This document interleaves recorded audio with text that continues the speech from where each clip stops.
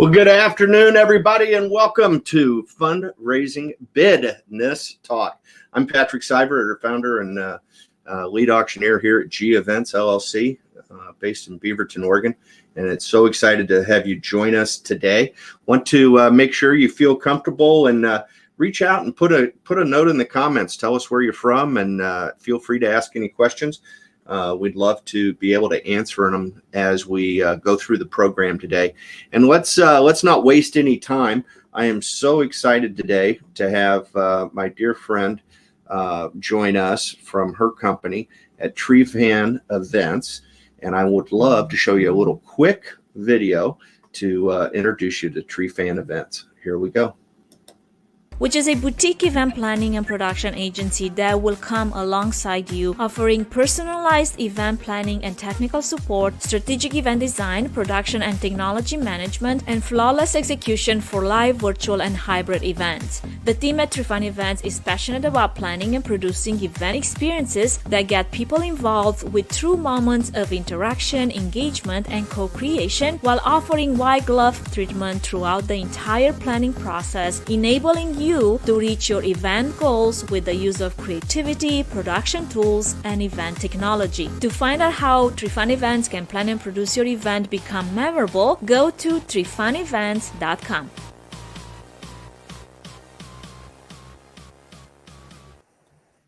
Well, that in just a nutshell doesn't do her justice, because Anca is not only the creator, the founder, and CEO of Trifan Events, but she is the planner and event producer extraordinaire. And I hope that you will bring yourself to a virtual applause for my good friend. Please welcome Anca Trifan. Thank you so much, Patrick. Let me just tell you how much I was like dancing in the back. I was watching you backstage. Trust me, I was thinking, wow, who knew I was going to get to watch Anca dance all at the same This time. is where I don't do anything, guys. So I just get to enjoy myself and hopefully put two things, two words together that make sense. But it was funny to see the videos, our intros, because I was kind of like, breaking into some moves on your tune, Patrick. Yeah. It's like, right? Yeah. And then on mine, I was like, yeah, the class of music. Totally, like this is our personalities coming through, Isn't it? Yeah, I love in mine now. It goes woohoo! That's like my favorite part of the whole deal. I was like definitely feeling it. I'm like, yeah, this is awesome. And then mine comes in. I'm like, this is the European in me with all the trends and all the techno, right? We're in the disco. I love it. Hey, Anca, thank you so much. I mean, you and I've had an opportunity to work together for years, going back to events at Montgomery Park in Portland and the museum and all sorts of different locations. But really in the last year, you and I have almost, it seems like we talk almost daily, right? As we have moved into this new environment. And you've taught me so much, and it's been such a great journey. I mean, it's been a lot of fun. You totally flatter me there. I think my only regret, Patrick, like real regret, is when we were doing those in-person events, and you mentioned Montgomery Park, because we were doing quite a few for, I believe, Rose Festival Foundation. We didn't necessarily connect on such a personal level, because you were the auctioneer coming on stage, grabbing that microphone, and doing your thing, right? And I'm just like the producer there, like in the background somewhere, those backstage people, like who cares about that, right? But I wish I knew then how much spark and personality and fun you bring to the table with all the knowledge, because you say I taught you a lot, but really the opposite could just as well apply. And it's been amazing. I mean, if anything came out of 2020, it was just some of the relationships that we built, and being able to realize that there's some actually fantastic people that you might have worked with in a different capacity, but this quarantine brought out so much more, So I am super excited to be here, and if I can contribute to your amazing fundraising business talk, because let me tell you, not a lot of auctioneers and benefit auctioneers and specialists do what you do. So hats off, hats down to you, because you really want to share all the wealth and the knowledge that you have with everyone that's basically, there to listen. And I think people should definitely take notes because there's so much to know and learn from you. So I'm the first one to take some notes today. So let's do it. Well, you're so kind. And it's funny, I think whether it's the mainstream media or the people we talk to, people complain about 2020. And I look back and I go, wow, maybe it was a knot in the rope of life, right? That we grab a hold of and pass over. But as I reflect on it, I think about all the incredible new relationships that I created, the new skills that I learned. I'm working on an event here next month. It will be the first event that I've done twice virtually, right? Same client. And so it's kind of round. Is it like a year round? Wow, that's amazing. The first one we did for Portland, It's the first one. That's right. Yeah, that's right. It was the first one, March 11th, and 2 days before Governor Brown shut down the state. And it was with the AV department, our good friends over at the AV department. And when they called me 2 nights before to tell me that we were going to live stream, I say it all the time, I couldn't spell live stream, right? and now I sit in front of box lights and multiple screens and decided this year that to your point that I was going to do a live stream show every week. And part of the reason I do this is because I want to learn what it's like to do this. And I think there's so much value in it. And I think it really expands what we can do for our clients. But you're right. We, in the past, when you were, spinning dials in the back of the room and making sure my volume was right, and me, from the stage saying, turn it down, turn it up, whatever, we didn't get that opportunity to really help our clients the way we do now. I think that, for organizations that are moving into this virtual world, that having a team of trusted advisors, really, our role is so much bigger than it used to be. And I know for me, I know for you, just based on what we've been doing, we're doing more for our clients than we've ever done, because they really need our help. There were some auctioneers in the past that literally showed up at the event and they handed them a catalog and they sold the items and that was the end of it, right? Yeah. And that was never really my style because of my event planning background. But now our clients have never done this before, and so they need our help, and they need their trusted advisors that have done this. I mean, you've been involved in hundreds of virtual events and live stream events over your career. I don't know how many in 2020. Who's counting? Yeah, we quit counting, right? I mean, and I've been lucky enough to do 15, and it's it doesn't seem like a big number, but there had to be one that was first on the moon too, right? I mean, right. But let me stop you right there really quick, Patrick, because here's what I think of you and the AV department and a few of the partners that actually we got to work together, get together beginning of March. When I think of the term pioneer, I think of people like you. I think of companies like the AV department. I think of strategy companies, auction houses, and all the people behind the scenes, event producers like myself that have pioneered something that it was nothing before.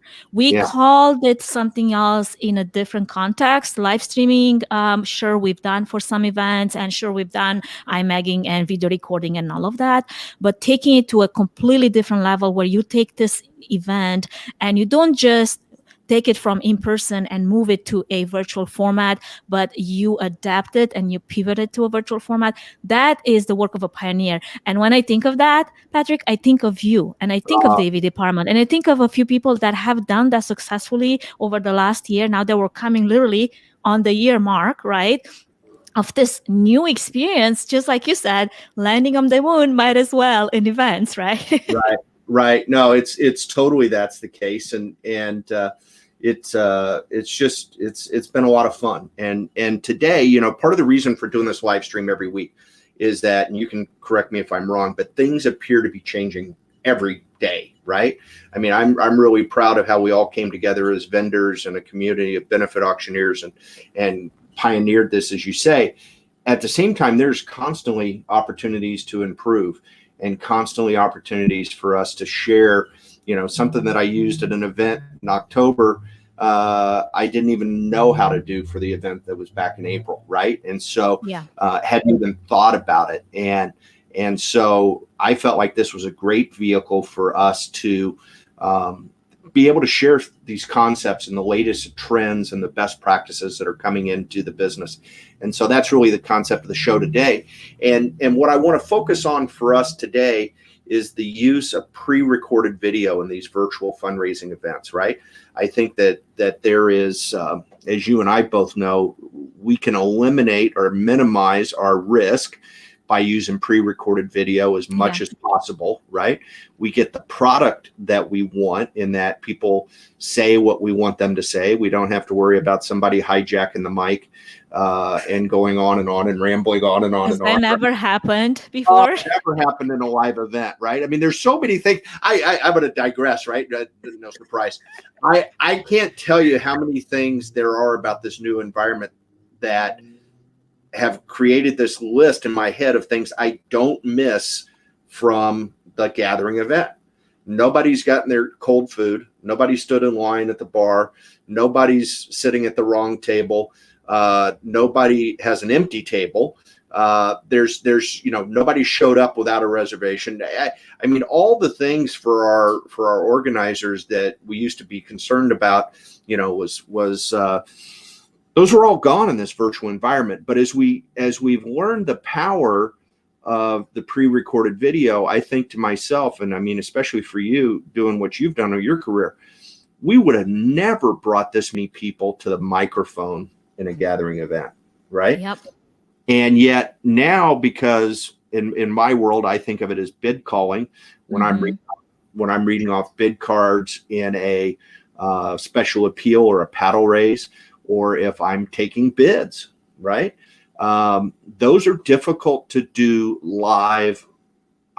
In a virtual event. I think that you're totally rolling the dice that people bid, that they bid correctly, that we can talk about the latency from when I say something in the studio or wherever I'm located to when it reaches someone on their couch. I'm not concerned about that. You guys on the technical side have got that down to a science. I'm more sensitive to how long it takes the other person to respond, right? And then for it to come back to where I can see it, right?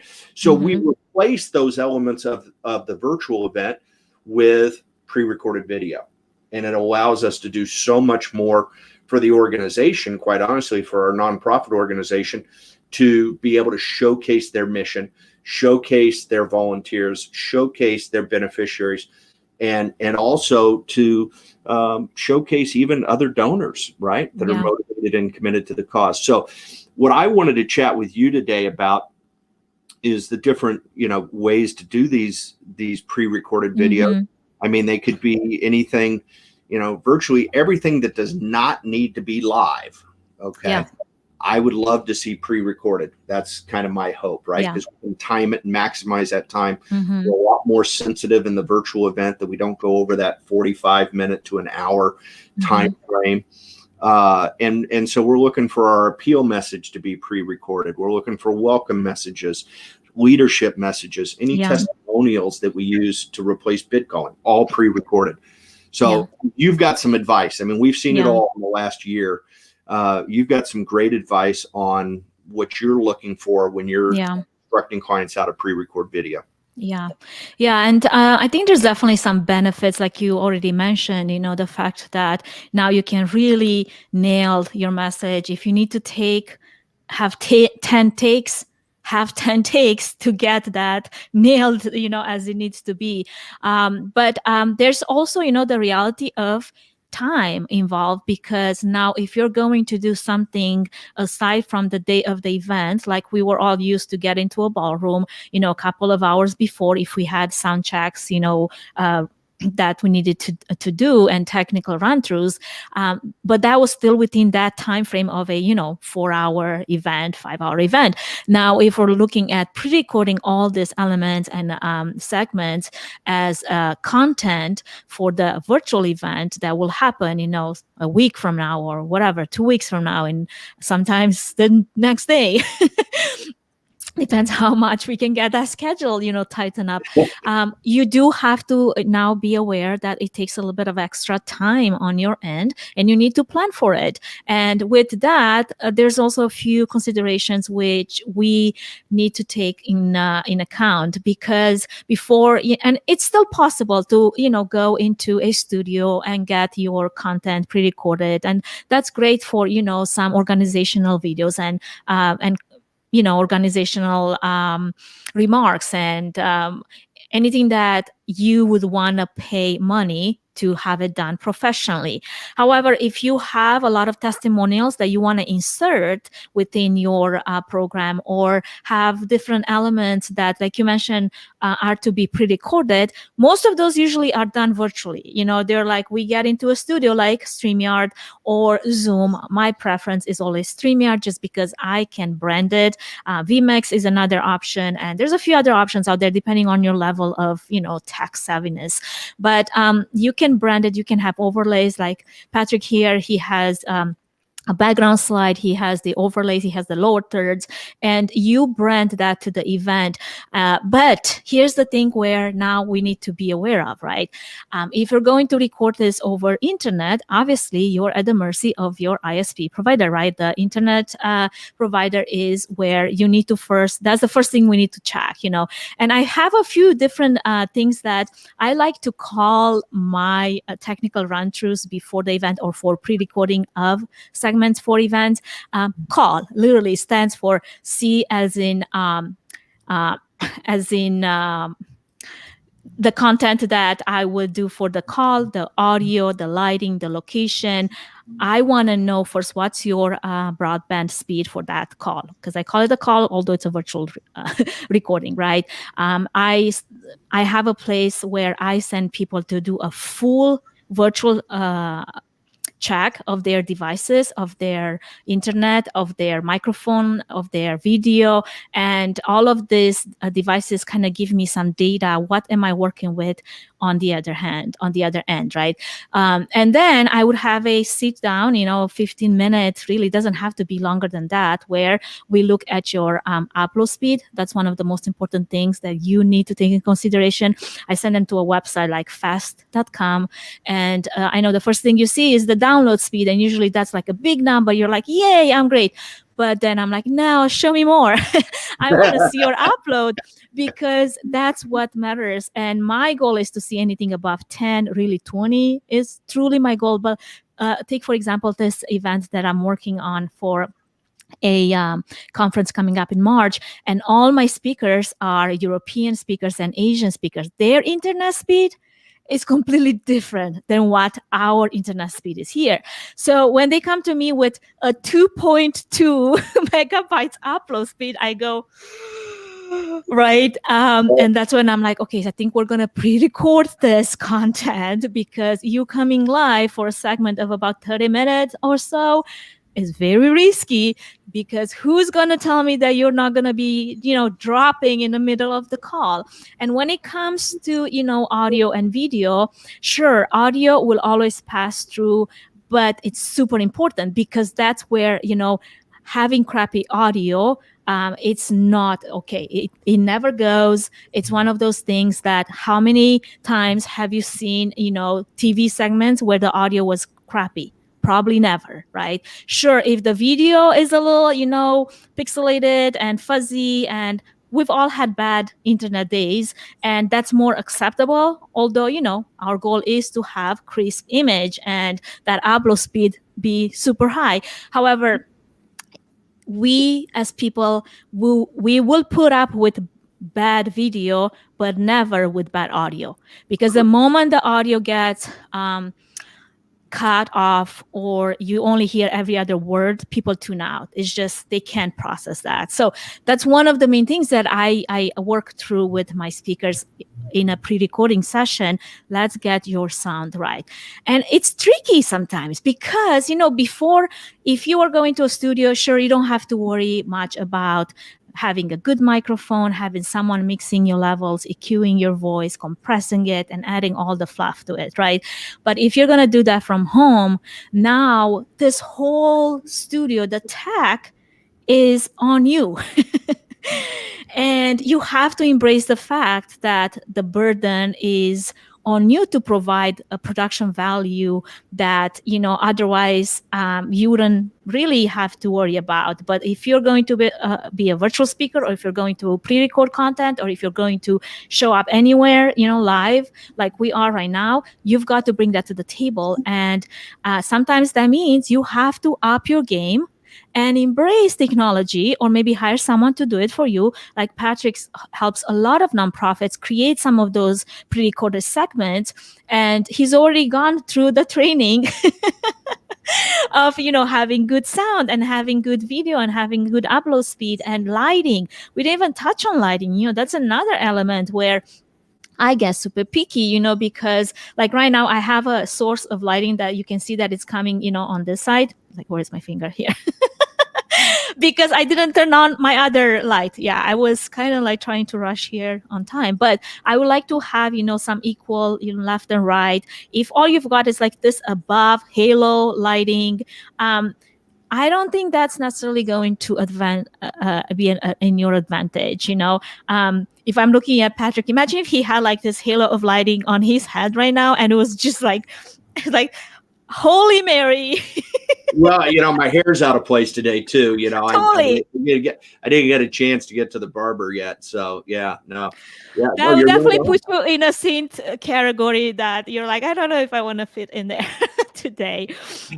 Yeah, no, it's crucial, right? And yet, it's funny because you make a great point. When we started these events back in the spring, and we knew we wanted to use pre-recorded material, we were pretty open to anything, right? Because we were more social distancing.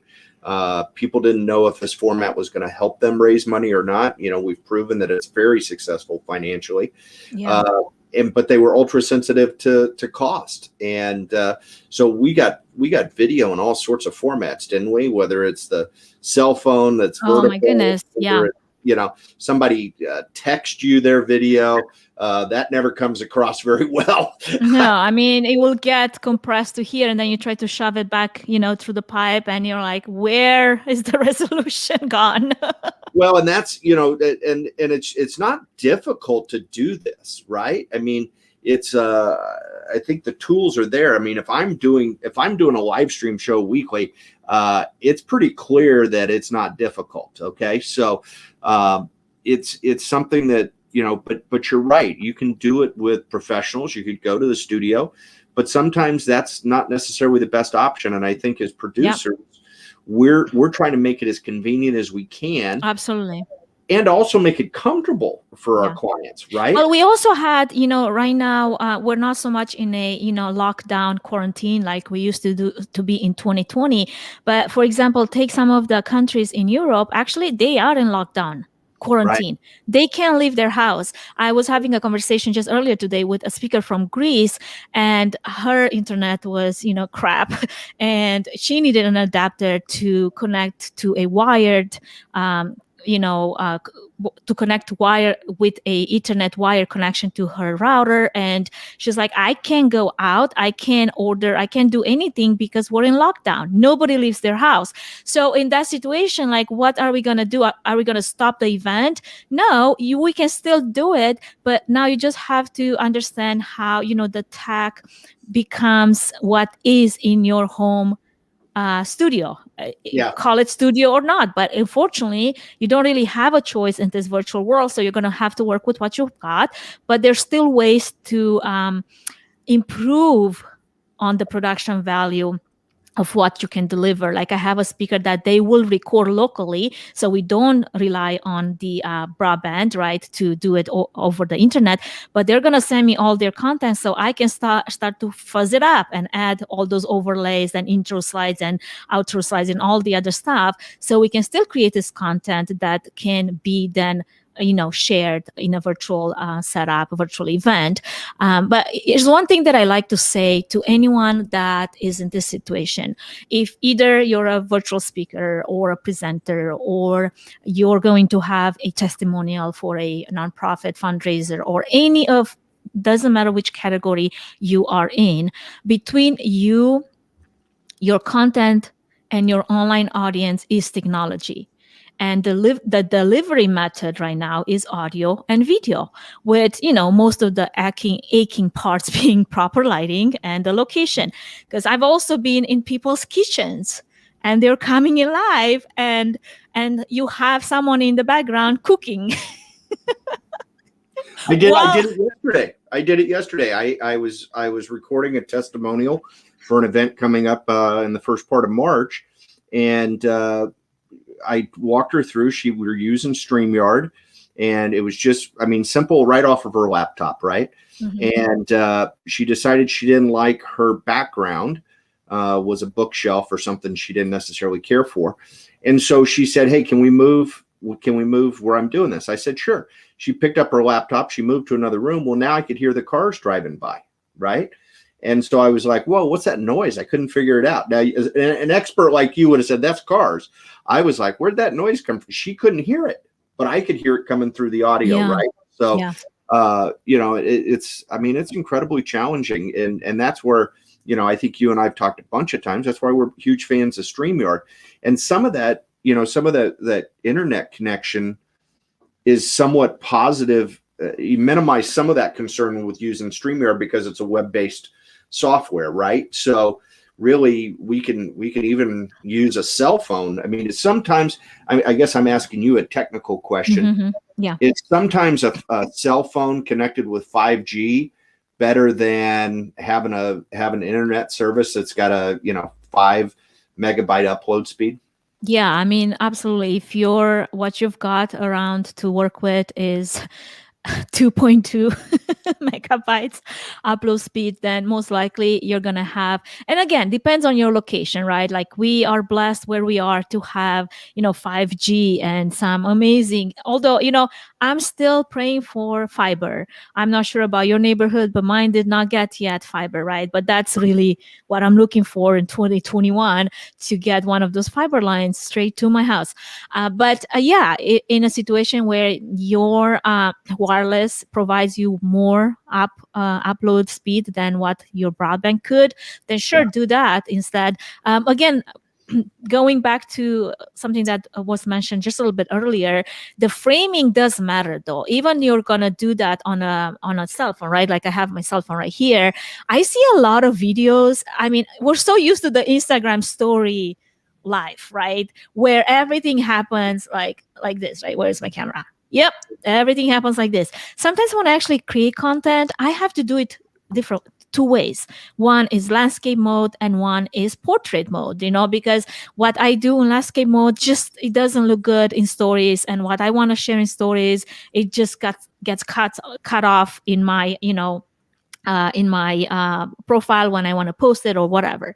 But if you're going to go in a 16:9 format where you go live, and this is for a event that is going to be broadcasted, certainly you want to go landscape, right? So put your phone, if you're going to use your phone. I've actually received content recorded on the phone, and obviously don't record it with your camera here that's facing you. Turn it around, because you're always going to get more megabytes out of those cameras. And now some of the iPhones, I think the last one, iPhone 12, has some amazing cameras, So I've seen content recorded with a cell phone.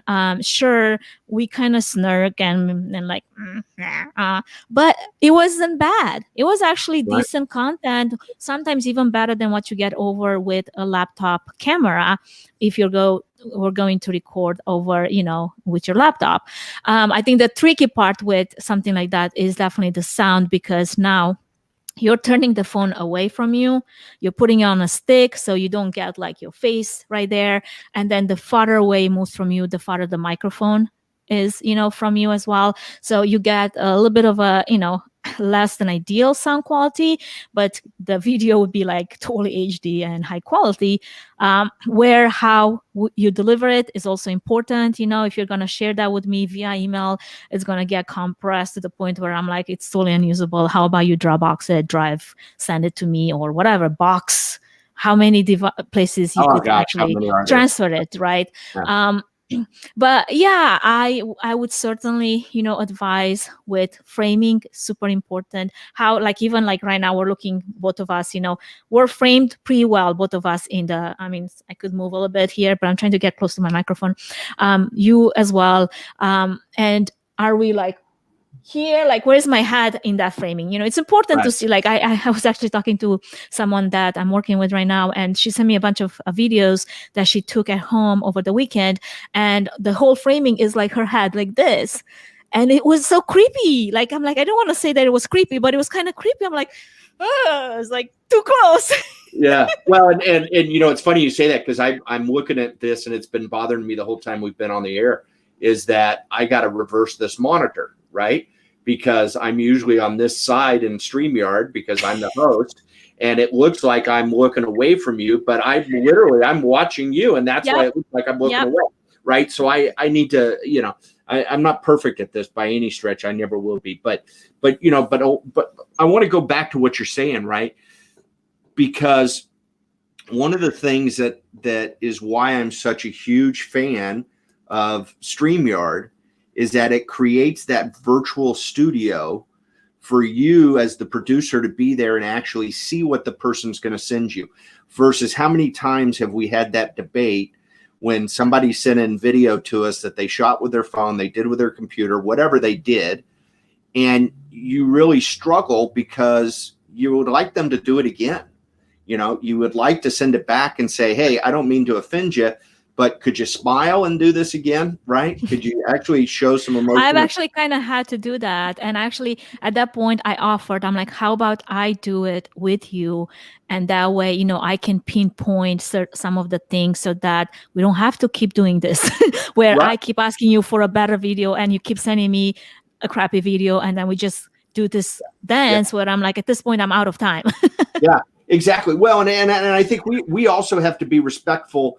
You're dealing with a lot of, how would I say this, important people, VIP types, right? And so, the CEO is sending you a message that he shot in his office with his, or her admin, shot it on their cell phone. And it's awful. And we really are challenged because we know that either we tell them now and they get mad at us, or they see it for themselves on the actual show. Yeah. And they go, why'd you let me put that on the air? Exactly, because it goes back to not what I care about and how OCD I can get. It goes back to the image that you're going to project, to an online audience that is going to judge you as the presenter based on what they see. So why would I want to put you in that position where, it could impact your brand, it could impact whatever you're saying, the messaging, where this could be fixed in pre-event, instead of just letting you, allowing that to happen without giving that a second consideration and making sure that my goal is for you to look in your best lighting possible. And I don't just mean lighting as in the physical light, but in the way you're going to present yourself for this online audience that they might not know you, but they will make an impression on you based on what they see. Like the same way people are looking at us right now and be like, I don't like her hair. Well, gonna have to put up with it because this is the best I've got. I hear it all the time. They don't like my hair. Yeah. No, you're right on, Anca, as always. And I think it's just so much, it's so much more efficient for us to help folks get through this. And to your point, I think when we're dealing with that CEO, when we're dealing with someone who is used to speaking at gathering events, speaks publicly a lot of times, we have an expectation, right? I would say in the benefit auction business, as we have moved to virtual and as we have tried to increase the number of pre-recorded videos, it's not really different than what I used to say to speakers at a gathering event. They would be nervous, right? They're that parent. They're that person who doesn't do a lot of public speaking. And I would tell them, hey, it's okay. Nobody expects you to be a professional public speaker. They expect me, because I'm getting paid tonight, to not stumble, to not, say all the time, right? They want us to be right on, but we don't expect it from a lot of these small re-recorded videos that we're using in the benefit business. And so absolutely. Yeah. Because you don't want to lose that authenticity either, right? Like you don't want to make it so cut off professional that you can see how it comes off forced in a way, because that's not what they do. It's like, I rather see you and your personality coming through, and I'll fix you up in post. Yeah. Well, as long as I get some good video, some Yeah. good audio, and the lighting is not like downright like awful, Right. Well, and you and I've had this conversation. You do a podcast and you record them and then you post them, right? And it's a fabulous. Give me the name again, because I Events Demystified. Yeah, Events Demystified. It's a fabulous podcast. I listen to it regularly. I just have it as a button on my phone, so that's why I don't remember the exact name. I still have to get you on there like properly, because I think I've actually at one point I've stitched together an episode of us having a conversation just from the many conversations we've had. It was enough content to create an episode. Well, hey, I've been accused of being an oxygen thief before, but hey, while we're thinking of it, I wanted a little shout out to our good friend. Oh, Tim. yes, there you go. Tim's a longtime auctioneer specializing in real estate with the Stewart Realty Group, and does a lot of benefits. Auctions run very deep in his house. In fact, Jill Marie Wiles, who's a past IAC champion auctioneer, is his wife, and Jill Marie works with me quite a bit, been a great mentor to me. So Tim, hey, thanks for joining us today. We appreciate it. But thank you for joining us. It's an honor, Tim. Yeah, it's interesting, and I think as we do these pre-recorded videos, one of the things that I've been intrigued by is that I originally had a purpose for it, but as I've learned the live streaming, and my mind has gone crazy with ideas, right?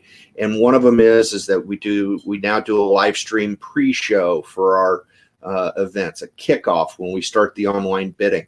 I'm doing a taping tonight. I'm going to use the Teams Together mode, okay? But I'm going to record it of a board of directors at a school, and they're going to say thank you to all the viewers, and we're going to take that and we'll run it in their show. That's awesome. I'm doing a deal where a whole classroom of kids, we're going to have a little montage of the classrooms using that Together mode where they all sit looks like they're all sitting in a theater, right? But they're all going to be at their homes. Yeah. And they're all going to get to say, hey, thanks for tuning in and supporting us, at our school. I mean, the possibilities are endless, like you're saying. Unbelievable. It's unbelievable. Yeah. It's phenomenal stuff. Give me a sense. I mean, how do you balance doing this professionally versus doing it with a cell phone and doing it yourself? And what do you have any advice for folks, or give them it all comes, I look at it personally and I say, it may cost a little bit more, but is it reducing the risk, right? Are we going to get a product that is representative of our organization and is going to help us raise more money, right? If we've got a video from someone that's breaking up, the audio is terrible, they got a distracting background, you can hear the sirens and the police and the dogs barking or whatever, it's probably going to take away from us raising money for that organization. Exactly. But at the same time, I don't think that they necessarily, I don't think it's an automatic that you need to go to a studio and pay an hourly rate to have real pros work on this for you. I think you can certainly build some, I would say, boundaries around, how much do you want to spend on this as an organization? Sure, there's nonprofit organizations out there that have lots of money Right. And they can spend it on entertainment, they can spend it on packages, on VIPs, and why not, right? I would expect them to have high produced content, because if it's a national, global, who knows, nonprofit, like if this was someone like, I don't know, throw a good big name out there that would be at a global level. I'm probably not, because we're going to talk about how they then let's not. Then most likely the expectation of what that content is going to look like is much higher than if this was a local nonprofit. Honestly, they're probably struggling trying to get as much return on investment on this virtual event as they can, right? So obviously, sure, you're not going to throw a bunch of crappy content at it just because you don't have the budget for it, but maybe you're going to look at different options and different opportunities where you could still generate some content that has a higher production value than your, cell phone, I don't know, video in portrait mode or whatever. But I think the guidance that you get and the information that you have when you make those decisions is just as important, because sometimes, if you don't know what you don't know. That's It's simple, right? But once you know, then you can strive to do a little bit better, right? I mean, that would be the human nature for all of us. I mean, if you just don't want to, then there's nothing I can do for you.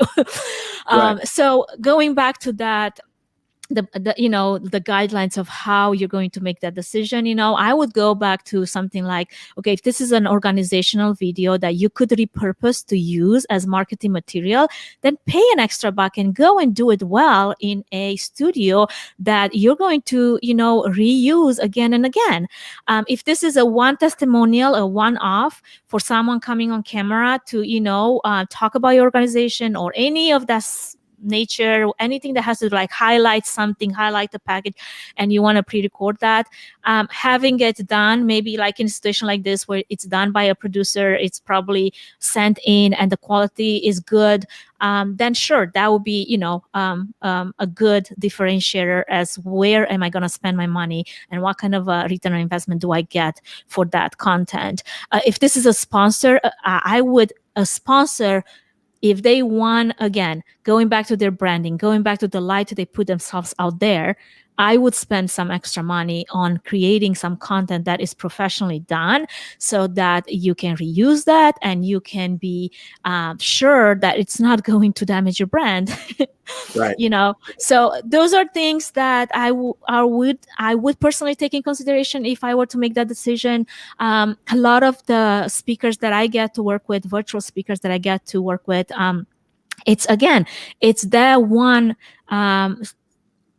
presentation that they need to get across, and it goes back to their credibility. Then do you want it to be coming across as an expert, yet your presentation is falling apart, or do you want to be perceived as someone that knows what they're talking about, but also the presentation is like the clothes you wear. You go into a meeting and you're raggy, dressed up, who knows, you just came from the gym. You're not taken as seriously as if you just dress up like you mean it, right? I'm Romanian, so for us, dressing up is important. That is the first thing people see. And the shoes. Yeah, the shoes. Yeah, you tell me how many times you've shown your shoes or in you judge people by their shoes. I tell people all the time, I don't think I put on long breeches since since quarantine started. I mean, since this whole deal started.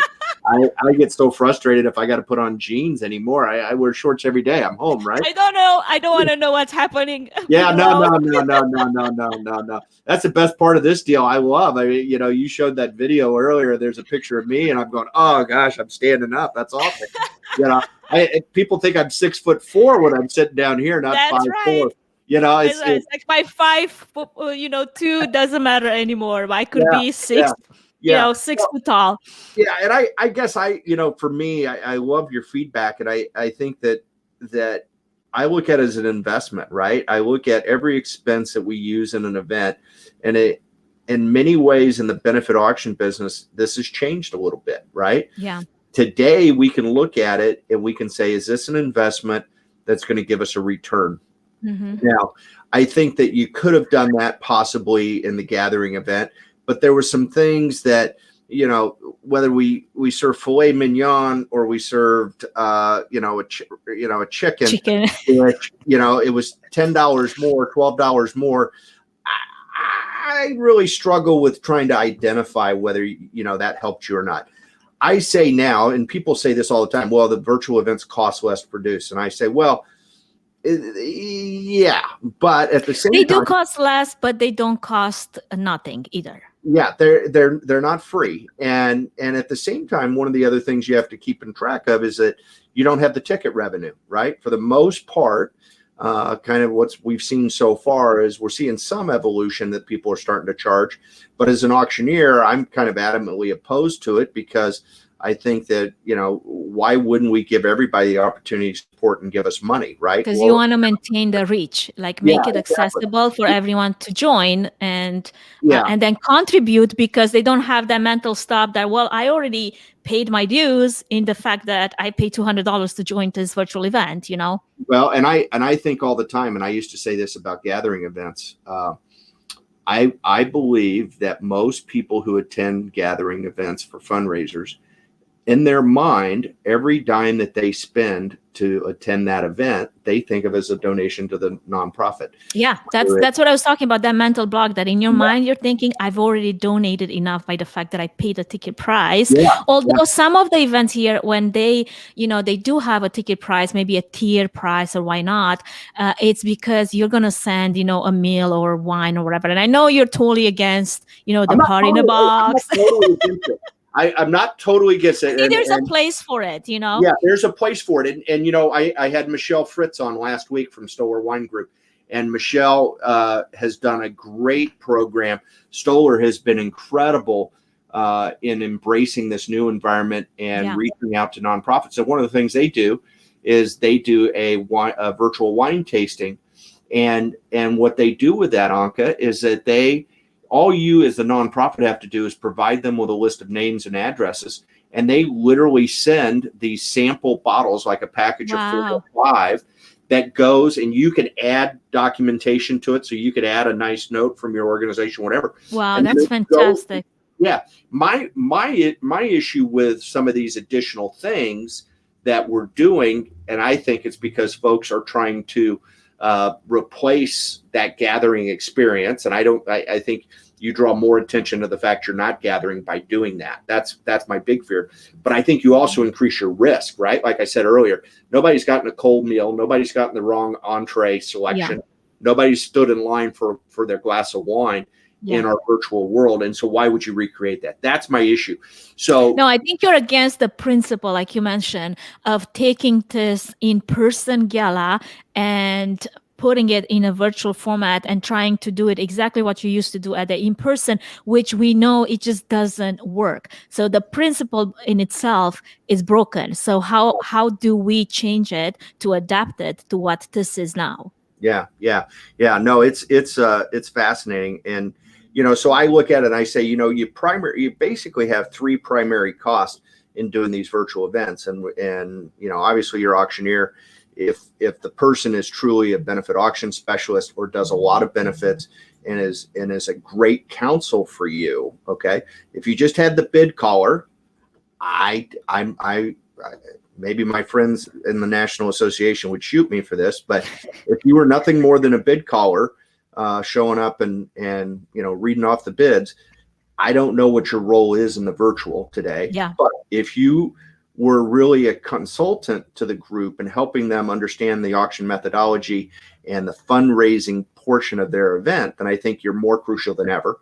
The second, and maybe having like that entertainment, side of it too. It's so important, and I couldn't agree more with what you just said. If you're just gonna go there to try to chant the same old chant, is that how you say chant? Yeah. Then maybe find yourself something else to do, because this is not the place for it. Yeah. And then the second thing is your AV, right? Your audio visual, and making sure that all the work you're going to put into this program to showcase your organization and raise money, that is going to be easy for people to watch, and it's going to be incredibly good quality when they get it, right? Yeah. And I like to say that, when it comes to the shows that we watch on Netflix or Hulu or whatever, like, people binge on those shows. Yeah. Nobody binges on Zoom meetings. Right. Not I. No, you're exactly right. Nobody wants to watch a recording of the, board meetings from the last month, right? I mean, no, you're exactly right. And then the last component, which is a little segue into promoting our guest next week, I know it's a good friend of yours too, is the auction software. And, so I think of those as really the 3 elements that, you want to have a good auctioneer or fundraising host, whatever you want to call them. You want to have terrific audio visual. Yeah, technology is what's taken right now. I think there's even some numbers running around that if you were spending before about, I don't know, 30%, 40%, on probably even that's a little high on audiovisual, because most of the budget was going to food and beverage and venue. Right. Now, most likely, probably 60 to 70% is going to technology.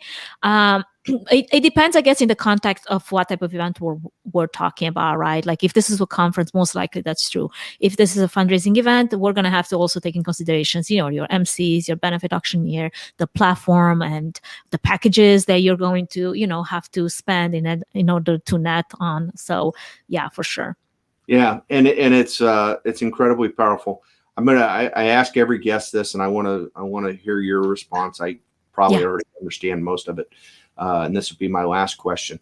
Can I add one thing before we go to the last question? I know we're kind of running out of time here. I just wanted to mention the one question that I get a lot. People feel the pressure of having a green screen when it comes to the location, because we were talking about the call elements, right? And I know you have a green screen and it does magic for you because you know how to use it. You also have good lighting. But one of the things that I see people do where they go on Amazon, get a green screen fabric. Some of it is better than others. So you're going to have to do a little bit of research besides just buying some, fabric that you find on Amazon. But if without good lighting, that is not going to benefit you. It's going to be most likely something that is going to work against you. Right. I can't tell you how many videos and Zoom meetings I've been part of where people just get lost in their green screen, and you see half of the face and half of a hand. Right? StreamYard is great because if you don't have a green screen, like a literal green screen that's well lit, it won't even let you use it. Like right now, you wouldn't be able to use the green screen function if you didn't have good lighting and you didn't have a green or blue screen, which one you have, right? So this is one thing that I wanted to add on to our discussion here, because we kind of like segued into other things, which are great things. But if you're going to pre-record at home, I would say simple backgrounds are still the best. Something that is still part of your environment, but it's not, messy and crowded. And who knows? It's like, again, somebody's kitchen with a lot of pots. If you're a cook, a chef, sure. Yeah. If you're a presenter talking about, I don't know, financial things, probably not. Right. Yeah. So it matters. Location does matter, but do it well. Like, don't just throw it together because you heard it somewhere or someone saying it.